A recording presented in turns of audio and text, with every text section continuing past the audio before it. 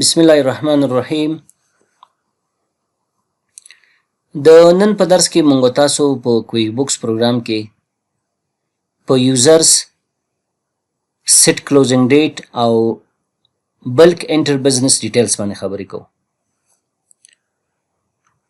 په اداراتو کې یو د مهمو کارونو څخه یا یو د مهمو موضوعاتو څخه چې مونږ تاسو سره سر و کار لرو هغه د یوزر مسله ده.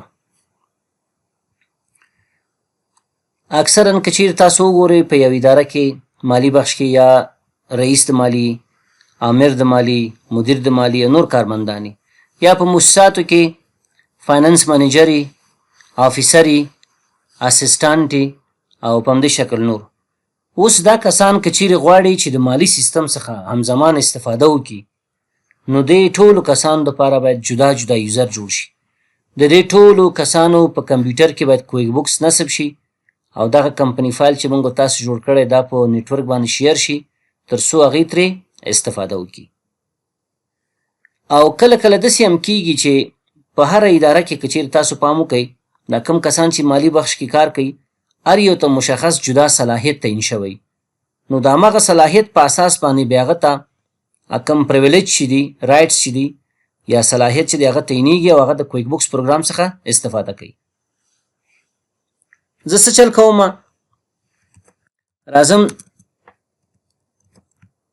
راځم پین پروګرام خلاصوم.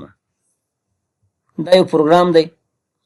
فکر وکړئ موږ تاسو په یو اداره کې کار کوو، دغه اداره ده زموږ ستاسو. دلته زه راغلم دا د ادارې نوم رسوم، بره مې ولیکل چې انټرکانټیننټل هوټل کابل، دا زموږ د ادارې نوم شو. اوس په دې اداره کې مونږ سره فاینانس ډپارټمنټ کې چې دی کوم د مالی ډپارټمنټ چې دی فاینانس ډپارټمنټ دې کې مختلف کسان کار کوي. یو کس دی مونږ سره احمد نومیږي، بل کس دی مونږ سره عبدالرحمن نومیږي، بل کس دی مونږ سره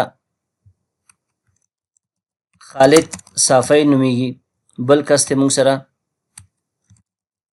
وحید الله مخلص نومیږي. دا کس چې ګورې دا رئیس د مالی دی، دا چې دی امیر د مالی دی، دا مدیر د مالی دی او دا چې دی اسسټنټ یا همکار دی. د هر یو ته مونږ جدا جدا صلاحیت ورکوو. نو اوس که چیرې تاسو غواړئ چې دغه کسان ستاسو د مالی سیستم څخه کوم چې تاسو په شبکه باندې یا لوکل ایریا نیټورک باندې شیر کړی دی استفاده وکړي، تاسو دې کس ته ټولو ته باید یو یوزر جوړ شي. یو یوزر چې هغه خپله کویک بوکس پروګرام کې اټومیټیکلی جوړیږي هغه اډمین یوزر دی. کله چې تاسو یو کمپنی فایل جوړوئ کویک بوکس پروګرام کې اټومیټیکلی یو دانه یوزر جوړیږي هغه د اډمین په نامه وي. که پاسورډ تاسو ته ورکړی که نه یې ورکړی. زیاتره ځایونو کې د اډمین یوزر چې دی دا آی ټي ډپارټمنټ سره یا هغه ډپارټمنټ چې هغې دا شیر کوي په نیټورک باندې دوی سره وي، ځکه اډمین چې دی دا مکمل صلاحیت لري، عام و تام صلاحیت لري، په سیستم کې هر شی کولی شي. اوس داسې نه دی چې موږ تاسو ووایو چې یاره اډمین یوزر مونږ آی ټي ته ورکړه، زه په حیث د رئیس دا خبره وکړم، رئیس د مالي، نو داسې نه شي چې دوی څه خرابی وکړي او هغه په مونږ باندې تاوان شي. نه، کویک بوکس پروګرام کې حساب کتاب داسې دی چې هر یوزر ته یا هر یو کس ته چې مونږ یوزر جوړوو هغه چې د سیستم ته لاګین کیږي کم کار چې ترسره کوي د همغه کس په نامه باندې ثبت کیږي. اوس دا اډمین چې دی آی ټي سر دی، کم کار چې د دې یوزر څخه کیږي هغه د آی ټي مسؤلیت دی، سبب جواب هم ورکوي. او داسې هم نه دی چې مونږ مثلا یو اډمین جوړولی شو، کولی شو ډېر اډمین جوړ کړو، خو کویک بوکس کې لکه د نورو سیستمونو غوندې نه دی. اولین اډمین چې دی دا پرایمري اډمین دا هر کار کولی شي. دا نور کسان که مثلا زه رئیس د مالی یا بل کس امیر د مالی دا اډمین کومه دا صرف کار ترسره کولی شي، ټرانزیکشنونه عام و تام هر قسمه ټرانزیکشن کولی شي، خو کم کارونه چې اډمین کولی شي بیا هغه نشي کولی. لکه څنګه بل یوزر نشي جوړولی، د یوزر پاسورډ نشي چینج کولی، یوزر ته رایټس نشي ورکولی، دویمي یا سیکنډري اډمین چې دی مګم پرایمري اډمین چې دی اولی اډمین هر څه په کمپیوټر کې کولی شي کویک بوکس پروګرام کې. نو اوس راځو په همدې باندې کار کوو. راغلم کویک بوکس پروګرام ته، راځم چیرته کمپنی مینو ته. تیر ورځ موږ تاسو ته مای کمپنی پورې درس لوستی و. مای کمپنی لاندې وګورئ موږ سره کمانډ دی په نوم د یوزرس. دې کې اولین کمانډ چې دی په نوم د سیټ اپ یوزرس ان رول دی. په دې کلیک کوم. چون دا یوزر چینج کول، بدلول، پاسورډ چینج کول، نوې پاسورډ ورکول دا د اډمین کار دی. نو ما نه کویک بوکس پوښتنه هم کوي که چیرې ته غواړې چې دې کارو ته لاسرسی پیدا کړي تاسو باید اډمین اوسئ، او که چیرې تاسو اډمین هسئ نو د اډمین پاسورډ ولیکئ. ګورئ You need to log in as a QuickBooks Desktop administrator to proceed. Please enter the admin and owner of this company file password for the company. نو زه ته هم چې یاره ما چې کوم پاسورډ ورکړی هغه دغه دی، کوم پاسورډ دی دا پاسورډ مې ورته ورکړی. اوکې مې کلیک که تاسو وګورئ زه لاګین شوم. لاګین شوم خو د لاګین کېدو نه مخکې ما ته بیا دغه انټیوټ کمپنۍ کوم میسج چې دی دغه اکاونټ مربوطه هغه راکوي. ما ته وایي تاسو خپل هغه انټیوټ اکاونټ ته لاګین شي. زه بیا څه چل کوم دا کلوز کوم او وګورم چې دا کلوز کېږي که نه کېږي. رایټ کلیک مې وکړو، کلوز باندې مې کلیک وکړو. کلوز شو خو هغه میسج یې ما ته رانه کړ، هغه د یوزر چینج کولو ځای یې ما ته رانغی. بیا څه چل کوم یوزر ته راځم، سیټ اپ یوزر ته راغلم، پاسورډ مې ورته ولیکو 78123. اوکې مې کلیک کړو. دا صفحه راغله ما ته وایي تاسو که چیرې وایي چې زه اډمین یم نو تاسو باید هغه خپل انټیوډ اکاونټ ته لاګین شي، ځکه اډمین چې کوم یوزر دی هغه باید انټیوډ اکاونټ ولري. نو زه ورته یم چې یو ار د اډمین هو اونس اور مینج دس کمپنی فایل. ما دې باندې کلیک وکړو. او که ته وایي چې نه زه اډمین نه یم آن بیهاف اف سمون ایلس زه غواړم دلته لاګین شم بیا دا واخلئ. پرسیډ باندې مې کلیک وکړو. زما یو اکاونټ شته دی، راځم هماغه دلته لیکم iSaifzada@gmail.com. دا یو اکاونټ دی. په دې ایمیل باندې ما په انټیوډ اکاونټ کې ځان دپاره یو اکاونټ جوړ کړی. پرسیډ باندې مې کلیک وکړو. اوس دلته ما نه پاسورډ غواړي. بیا څه چل کوم پاسورډ لیکم ورته. پاسورډ ورته لیکم، زما پاسورډ دا دی. کوم چې حقیقي پاسورډ یې هغه به تاسو لیکئ. هغه نه وروسته ساین ان باندې مې کلیک وکړو. اوس یو وریفیکیشن کېږي، په دې خاطر باندې داسې نه شي چې زما پاسورډ چا زده کړی نو زما دغه نمبر چې دوی سره ثبت دی ما په دې باندې کلیک وکړو تر څو دې نمبر ته کوډ راشي. نو اوس به زموږ نمبر ته کوډ راشي، هغه کوډ به دلته ولیکو او موږ به خپل انټیوډ اکاونټ ته لاګین شو. کنټینیو باندې مې کلیک وکړو.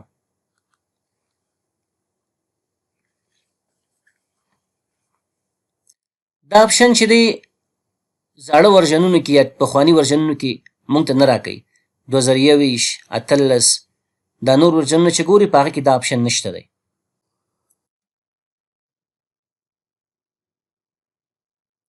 نو دا دی تاسو وګورئ زه خپل انټیوټ اکاونټ ته لاګین شوم او د هغه نه وروسته ما ته دغه د یوزر د جوړولو چینج کولو اپشن راخلاص کړ. د فعلا دپاره ما ته وایي چې دلته په دې کمپنی فایل کې ستاسو یو یوزر جوړ شوی هغه اډمین دی او دغه اډمین ایمیل چې دی iSaifzada@gmail.com او فعلا دا لاګین هم دی او د ده صلاحیت یا رولز چې دی اډمین دی، یعنې هر کار په دې کمپنی فایل کې کولی شي. که چیرې موږ تاسو وغواړو نوی یوزر جوړ کړو راځو نیو ته. یو ګوره رول لیست دی، رول په معنا د صلاحیت دی. که چیرې یو یوزر ته موږ صلاحیت تعینو بیا به هغه دې ځای نه تعینو، خو اول باید موږ تاسو چلو که یوزر جوړ کړو هغه نه بعد صلاحیت ورکړو ته. نو زه راغلم نیو باندې مې کلیک وکړو. اول څه چل کوم دغه عبدالرحمن چې دی دې دپاره یو یوزر جوړوم، دا رئیس مالي دی. نو راغلم کویک بوکس پروګرام ته نوم ورته ورکوم چې ما سره یو کارمند دی په نوم د عبدالرحمن، دا رئیس مالي دی. پاسورډ چې ورته ورکوئ پاسورډ اختیاري دی. بیا وروسته تاسو کولی شئ دا پاسورډ چینج کړئ، مشکل نشته دی. نو زه لیکم چې AR یعنې عبدل A مې واغستله او د رحمان R مې واغسته @123321 مې ولیکو. پاسورډ کوشش وکړئ چې کمپلیکس وسي، ساده پاسورډ به نه ورکوئ. AR@123321 مې ولیکو. دغه نه وروسته چې کله تاسو یوزر ته نوم شیان ورکه پاسورډ هم ورکه اوس د دې رول لیست وخت راغی ما ته وایي اویلیبل رولز هغه کم صلاحیتونه چې موږ سره دي هغه دغه دي دې کس ته کم صلاحیت ورکوي کم کار دا کس کولی وشي که چیرې یو کس ته مونږه اډمین صلاحیت ورکوو مثلا څنګه اډمین صلاحیت ورکوو فول اکسس ورته ورکوو مونږ ته دا کس باید د انټیوډ اکاونټ ولري تر څو چې دی خپل انټیوډ اکاونټ لاګین نشي بیا دی نشي کولی د دې خدماتو څخه استفاده وکړي نو زه څه چل کوم ګوره کله چې په آرټ باندې کلیک کړم د هغه نه وروسته کنټینیو باندې مې کلیک وکړو دته ما فول اکسس ورکړو ما ته څه وایي provide user email address and we will send an invitation or an invite or update to access Intuit account rules.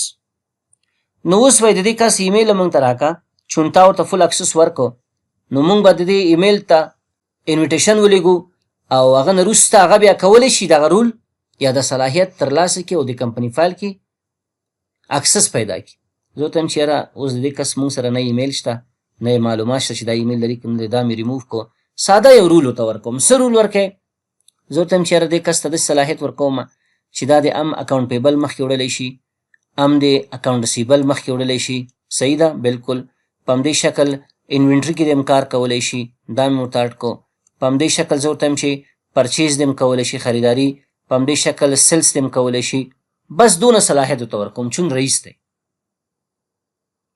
د هغه نه وروسته مې اوکې کلیک اوس وګوره اوس چې ما ته وایي ایمیل ادرس آپشنل دی اختیاري دی اوکې مې کلیک اوکې مې چې کلیک که موږ سره یو دانه یوزر جوړ شو د چا په نامه یوزر جوړ شو د عبدالرحمن په نامه یوزر جوړ شو وګورئ عبدالرحمن په نامه موږ سره یو یوزر جوړ شو او کم صلاحیت دته تعین شوی اکاونټ پیبل اکاونټ رسیبل انوینټري کې کار کولی شي او په همدې شکل پرچیز او سیلس کې کار کولی شي زه ورته یم چې یاره یو بل یوزر هم جوړوم بل یوزر دی ما سره د احمد په نامه باندې راغلم نیو مې انتخاب کو او دته مې نوم ورکو احمد پاسورډ مې ته ورکو اے ډي اول او اخیر حرف مې په نظر کې ونیو 812332 اے ډي 812332 مې ولیکو او دته وایم چې یاره دا کس دی صرف اکاونټ پیبل صحیح شوه او په همدې شکل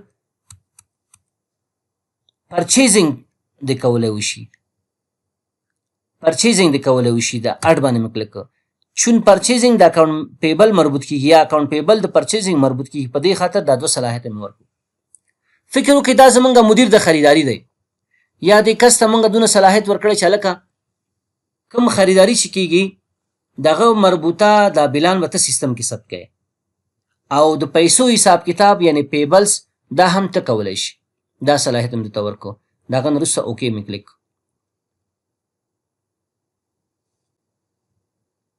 دا یوزر ما سره جوړ شو بیا نیو باندې مې کلیک وکړو بل یوزر جوړوم ورته یم په نوم د خالد صافي دته پاسورډ ورکوم کا کیپټل او ایس کیپټل 812332 بیا کا ایس 812332 او دې کس ته صلاحیت ورکوم چې دا د وروره صرف سیلس کولی شي یعنی فروشات دی کولی شي او د فروشاتو مربوطه کم اکاونټ رسیبل چې د طلبات دی هغه کې د ګوتې وهلی وشي دا کارونه دی ترسره کولی وشي بس هغه نه وروسته بیا مې اوکې کلیک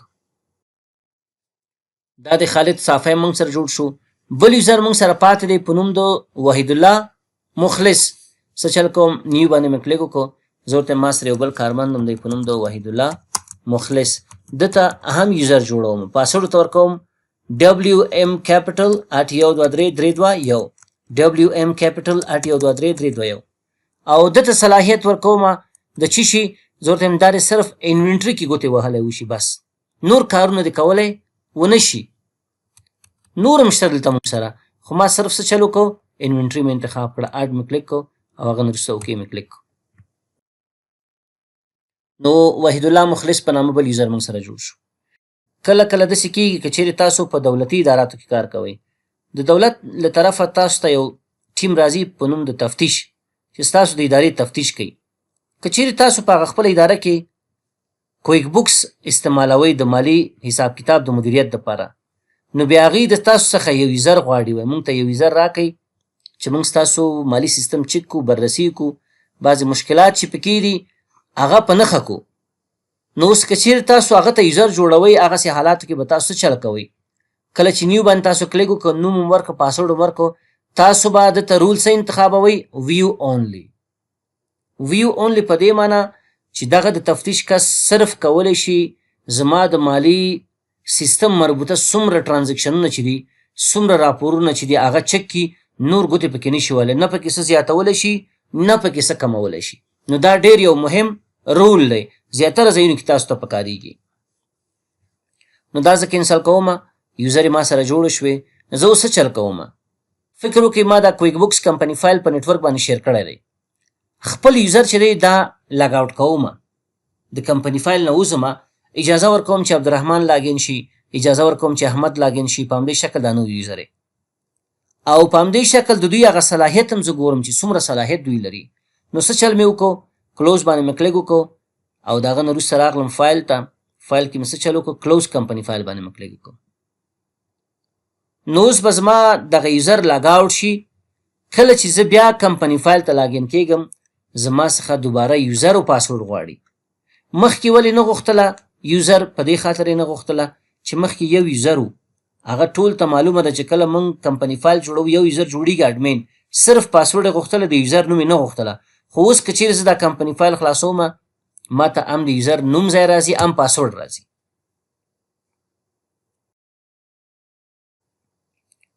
نو تاسو وګورئ ما ته وایي تاسو غواړئ د کمپنی فایل ته لاګین شئ. پاور لینک هارډویر سیلز په نامه یو کمپنی فایل دی.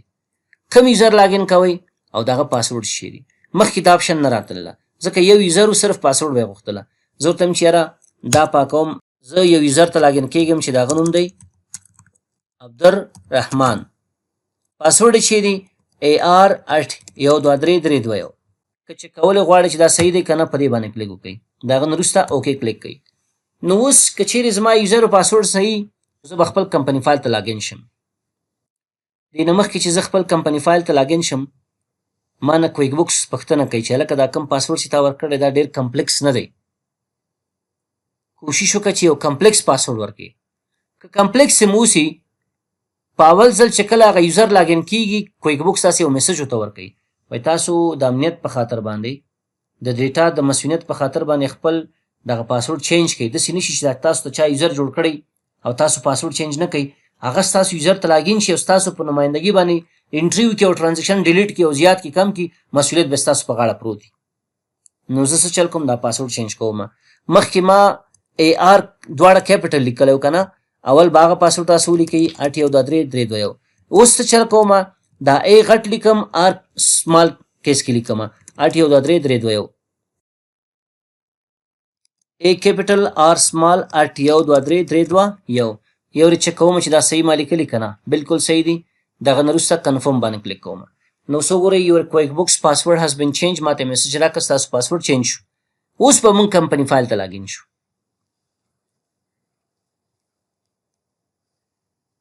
نو دې کس ته ګوره که ستاسو په یاد وي موږ فل صلاحیت ورکړی. فل صلاحیت دا و چې هم اکاونټ پیبل سره د سر کارو موږ ورته صلاحیت ورکړو، هم موږ صلاحیت ورکړو چې دا اکاونټ پیبل کې کار کولی وشي، هم په پرچیز کې کار کولی وشي، هم په سیلز کې او هم په اکاونټ ریسیوبل کې، هم په انوینټري کې.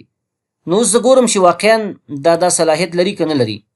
دلته ما ته وایي چې دا کم کس د کمپنی فایل ته لاګین شو دا باید انکلود اکاونټ ولري او هغه به دلته لاګین کړي. زه ورته یم چې یار ده سره دا اکاونټ نشته دی، دا مې کلوز کړو، کینسل باندې مې کلیک.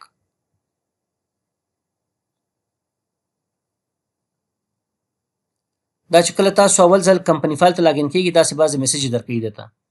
نو اوس تاسو وګورئ زه راځم وینډور ټاپ ته یا وینډور مینو ته راځم. اکاونټ پیبل او پرچیز د وینډور مربوط کېږي. زه که چیرې ریسیو آیټم انټربل باندې کلیک وکړم ما ته اجازه راکوي؟ بلکل اجازه راکوي. تاسو وګورئ زه کولی شم خریداري وکړم.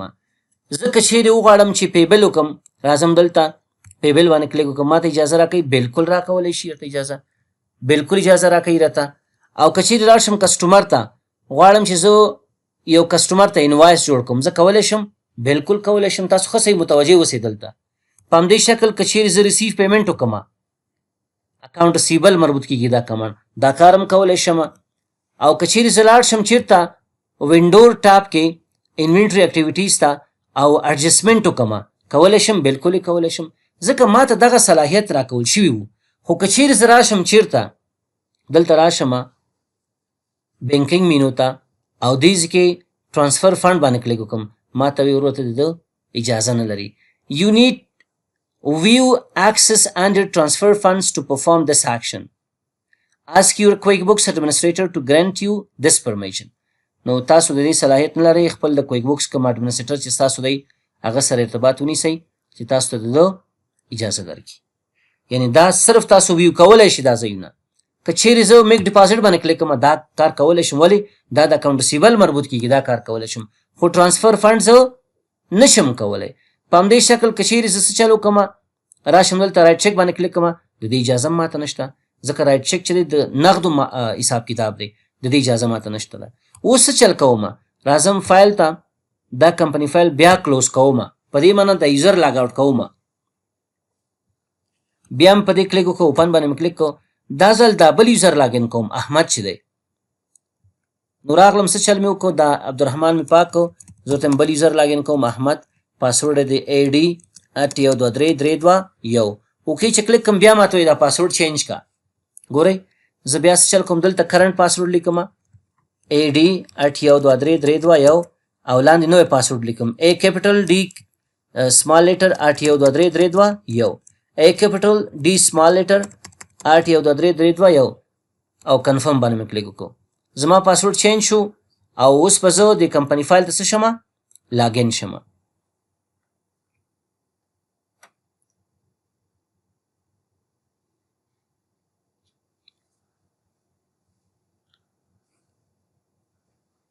دلته ما نه بیا پوښتنه کوي د انټریډ اکاونټ په دې مې بیا رایټ کلیک کړو دا مې کلوز کړو کینسل مې انتخاب کړو نو اوس تاسو وګورئ زه چې کله راشم وینډو ټاب ته او دې ځای کې انټربل وکړم ریسیو آیټم انټربل ما ته اجازه راکوي ځکه دته مونږ صرف د اکاونټ پیبل او د پرچیز اجازه ورکړې وه خو که چیرې زه راشم کسټمر ته دلته کریټ انوایس باندې کلیک کوم دا اجازه نه لري بل یوزر ګوره د دواړو اجازه وه خو دا د دې اجازه نه لري که چیرې زه سیل رسیټ وکړم د دې اجازه نه لري که چیرې زه راشم بینکینګ مینو ته میک ډپازټ وکړم د دې اجازه نه لري اوس که چیرې زه دا کلوز کړم د بل یوزر باندې کلیک وکړم دا یوزر خلاص کړم دا یوزر دا به صرف اکاونټ ریسیوبل او سیلز کولی شي فروشات کولی شي په همدې شکل دا کس صرف څه چل کولی شي انوینټري مربوطه کارونه کولی شي نو تاسو چې کله په اداراتو کې کار کوئ کم یوزر ته چې تاسو یوزر جوړوئ یا کم کس ته یا کم کارمند چې تاسو کویک بوکس پروګرام کې یوزر جوړوئ د هغه مربوطه هغه صلاحیتونه به تاسو مشخص کوئ د هماغه په اساس به تاسو څه کوئ هغه ته یوزر جوړوئ او صلاحیت به ورکوئ کویک بوکس پروګرام کې بله خبر دا ده زه راځم څه چل کوم دا بیرته لاګ آوټ کوم اډمین یوزر خلاصوم که چیرې موږ وغواړو چې کسټم رول جوړ کو څه مطلب کسټم رول یو خو دا بلټن رول دغه صلاحیتونه تیار جوړ شوي وو زه راځم دلته اډمین یوزر لیکم او لاندې دغه پاسورډ لیکم زما کمپنی فایل خلاص شو نو که چیرې موږ وغواړو چې کسټم رول جوړ کړو مثلا یو کس دی هغه ته زه غواړم چې په وینډور ټاب کې مشخص دوه درې ځایونه صلاحیت ورکم صرف دا کس ته انټربل کولی شي پیبل د نشي کولی یا فروشات د کولی شي صحیح ده خو ریسیو پیمنټ د نشي کولی انوایس د جوړولی شي دا بل کار د نشي کولی دې ته کسټم رول ویل کېږي دا بیا تیار مونږ سره نه وي دا به مونږ تاسو جوړوو څنګه جوړوو اوس په دې باندې خبرې کوو نو ګورې راغلم بیا چېرته کمپنی مینو ته یوزرس ته راغلم سیټ اپ یوزرس ان رول ته راغلم اوکې کلیک کوم نو ما ته بیرته پخوانی وینډو راخلاصه شي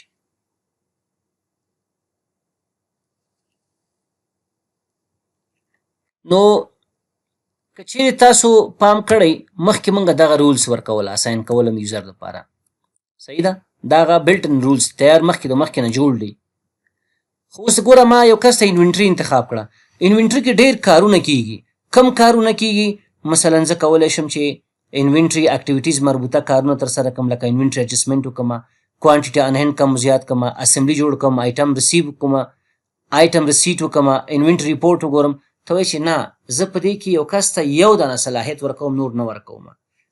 دې حالت کې باید مونږ څه چل وکړو؟ نیو ته راشو، کسټم رول جوړ کړو. نو زه راغلم څه چل کوم؟ نیو باندې مې کلیک وکړو، نوم ورکوم رول ته څه شی؟ انوینټري اډجسټمنټ. زه وایم یو رول جوړوم یو کارمند دپاره چې هغه کس دې صرف د انوینټري اډجسټمنټ کولی شي. نو اوس دلته ټول هغه رولز چې ما سره په کویک بوکس پروګرام کې د هغه راغلو ماته وایي. اکاونټینګ بخش کې کوم رول ورکوي؟ زه دا ګورم چې اکاونټینګ کې موږ سره څه شی دي. دا کارونه زه ورته یم چې یو هم نه ورکوم. په دې مې کلیک وکړو، دلته مې څه انتخاب کړه؟ نن مې انتخاب کړه. بینکینګ ټاپ کې کوم رولز ورکوي؟ ورته یم بینکینګ کې هېڅ یو رول نه ورکوم. ګور نن تیار انتخاب شوی دی. سنټر کې څه چل کوي؟ ورته یم هېڅ صلاحیت نه ورکوم، نن مې انتخاب کړی. کمپني کې ورته یم نن، کسټمر کې ورته یم نن، امپلوي کې ورته یم نن، او په همدې شکل فایل کې ورته یم فایل کې کوم کارونه کېږي؟ دا کارونه کېږي، دې کې هم نن. لیست کې څه چل کوم؟ لیست کې ورته یم چې صرف دا کس دی آیټم لیست کې صلاحیت ولري، آیټم لیست کې د کار کولی شي، فل اکسس مې ورته ورکړه، نور بند دي هر څه ورباندې. په همدې شکل څه چل مې وکړه؟ راغلم ریپورټس کې، ورته یم ریپورټس کې دا صرف د انوینټري مربوطه ریپورټ فل اکسس ولري، نور شیانو کې د ګوتې وهلی ونه شي.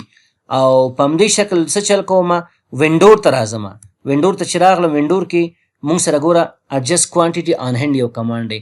ورته په دې وینډور کې صرف د دغه صلاحیت ورکوم، نور صلاحیت نه ورکوم ورته. اوکې کلیک که، نو یو دانه رول ما سره څه شو؟ جوړ شو په نوم د انوینټري اډجسټمنټ. بیا راځم یوزر لیست ته. که ستاسو په یاد وي عبدالرحمن چې دی هم د وینډور مربوطه کارونه ترسره کولی شوه، هم د کسټمر مربوطه کارونه ترسره کولی شوه، هم د انوینټري اکټیویټي. اوس څه چل کوم؟ زه راځم دا ایډیټ کوم. ورته یم وروره دغه صلاحیت چې ما دې ته ورکړی دا هم ریموف که، دا هم ریموف که، دا هم ریموف که، دا ټول ریموف که. کوم صلاحیت ورته ورکوې؟ ما خپله یو کسټم رول جوړ کړی د چیش په نامه؟ انوینټري اډجسټمنټ په نامه. دا ورته اساین کوم. اډ باندې کلیک وکئ، هغه نه وروسته اوکې کلیک کوئ. اوس چې کله عبدالرحمن خپل یوزر نه د کمپني فایل ته لاګین کیږي، پخوانی صلاحیت به دا نه لري، محدود صلاحیت دی چې صرف انوینټري مربوطه کارونه ترسره کولی شي. ګورې راغلم دلته فایل ته، دا مې کلوز کړه دا کمپني فایل. ما ته وایي بکاپ اخلې؟ زه ورته یم چې نه بکاپ نه اخلم.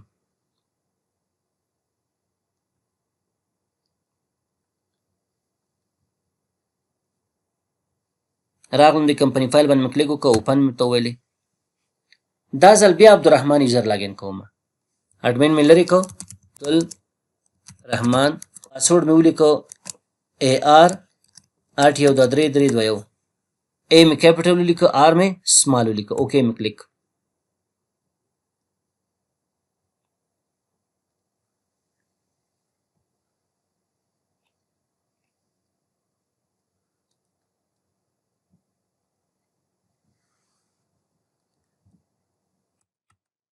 اوس ګورئ زه چې کله راشم چېرته وینډور مینو ته، انوینټري اکټیویټي ته، اډجسټمنټ باندې کلیک وکړم، ما ته اجازه ده.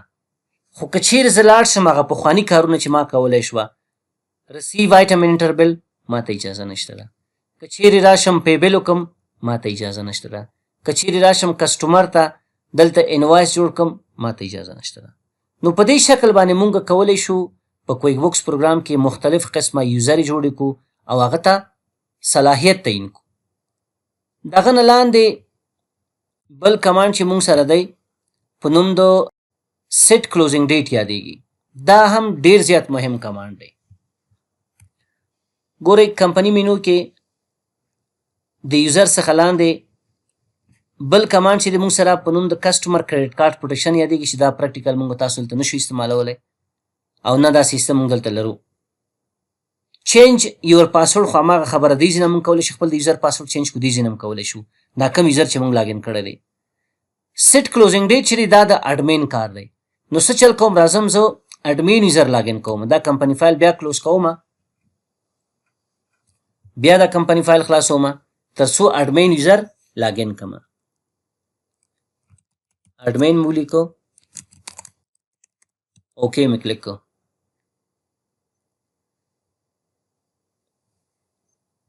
مونږ تاسو په مالی بخش کې فسکل ایر لرو. فسکل ایر مطلب مالی کال یا سال مالی. نو کله چې کال اخر شي کم د مالی بخش کارمندان چې دي یا کم منیجیریل پرسنل چې دي هغوی څه چل کوي فاینانشل سټیټمنټ یا مالی راپورونه جوړوي. کله چې دا مالی راپورونه جوړ شو دا رهبري ته ځي هغه دوی تایید کوي. چې کله هغه تایید شو په دې معنی چې دا ریپورټونه دا کم ټرانزیکشنونه چې شوي دي کم حساب کتاب شوی دا فاینل دی. دا فاینل دی دې کې باید څوک ګوتې ونه وهي. بعضې اوقات داسې کېږي چې بعضې کارمندان پیدا کېږي چې د دوی څخه بعضې ټرانزیکشنونه د تېرې میاشتې یا د 6 میاشتې مخکې یا د 5 میاشتې مخکې پاتې شوي او هغه بیا وروسته د 6 میاشتو نه په هغه مالي سیستم کې رسوي. که چیرې هغه ټرانزیکشن ورسوي که هغه عوایدي که مصارفات دي نو ستاسو مالي هغه کم ریپورټس چې دي یا سټیټمنټ چې دي په هغه ټولو کې تغیرات راځي. نو هغه کم رئیس د مالي چې دی یا کم مسؤل چې دی هغه څه چل کوي راځي ستاسو هغه کمپنی فایل ته. کمپنی فایل څه کوي کلوز کوي هغه ته کلوزینګ ډیټ ورکوي چې تر دې تاریخه پورې کم ټرانزیکشنونه چې شوي هغه فاینل دي هغه کې د څوک ګوتې وهلی ونه شي. د هغه نه وروسته دی که ګوتې وهي مشکل نشته نوی ټرانزیکشن ثبت کوي ډیلیټ کوي هر څه چې کوي فرق نه کوي. نو اوس که چیرې تاسو غواړئ چې داسې یو کار وکئ راځئ سیټ کلوزینګ ډیټ باندې کلیک وکئ.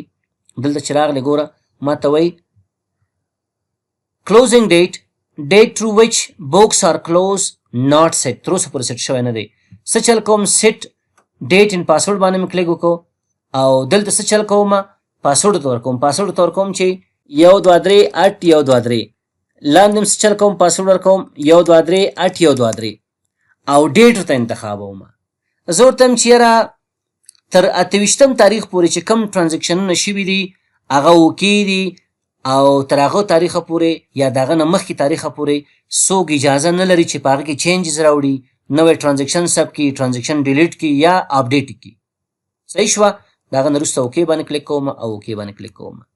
اوس وګورئ که چیرې زه راځم دلته کمپنی مینو ته میک جنرال انټري ته راځم او زه تاریخ څه انتخابوم 40 یا 25 یا 26 انتخابوم او یو ټرانزیکشن ریکارډ کوم. مثلا رینټ ایکسپنس مانه پاتې شوی دا زه ریکارډ کوم 1000 روپۍ دا ډیبټ شو 10,000 روپۍ د کم اکاونټ څخه دا پیسې مونږ ورکړې د کیش اکاونټ څخه.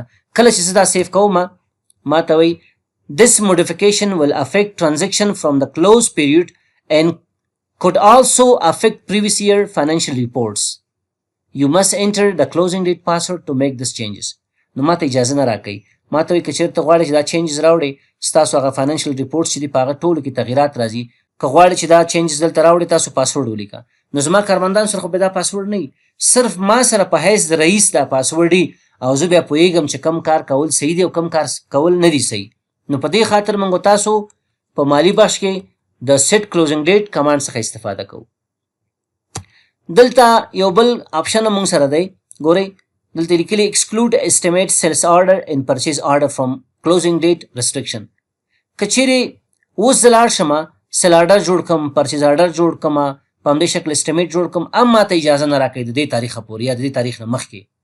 خو که چیرې ته په دې باندې کلیک وکړې چې یاره اسټیمیټ که څوک جوړوي سیل آرډر که څوک جوړوي پرچیز آرډر که څوک جوړوي مشکل نشته دی هغه کس کولی شي دا کار وکړي. ولې ځکه دغه 3 قسمه ټرانزیکشنونه چې دي دا نن پوسټینګ انټریز دي یا نن پوسټینګ ټرانزیکشنز دي.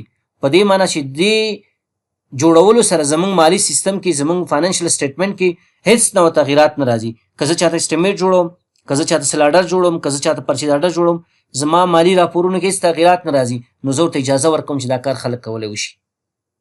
او که ته وایې چې دا پاسورډ زه ختموم مشکل نشته راشه دا پاسورډ ډیزاین هم پاک کړه لاندې راشه ډیزاین هم پاک کړه او دا ډیټ هم ختم کړه هغه نه وروسته اوکې کلیک کړه. اوس هغه کلوزینګ ډیټ چې دی ناټ سیټ راغی. په دې معنی اوس ته کولی شي دا ټرانزیکشن ثبت کړي. ګوره پخواني ډیټ ټرانزیکشن دی کله چې زه سیف ان کلوز کلیک کړم مشکل نشته هغه سیف شو. هغه نه لاندې بل کمانډ چې دی موږ سره په نوم د بلک انټر بزنس ډیټیل یادېږي. نو دې باندې موږ مخکې هم خبرې کړې وې که چیرې موږ وغواړو چې د یو څخه زیات کسټمران نومونه ورسو د وینډوران نومونه ورسو بانکي اکاونټونه جوړ کړو سروس آیټم انوینټري پارټ جوړ کړو بیا د دې کمانډ څخه استفاده کوو. په دې باندې موږ تاسو په تفصیل سره کار کړی دی. نو دا زموږ ستاسو د نن ورځې درس.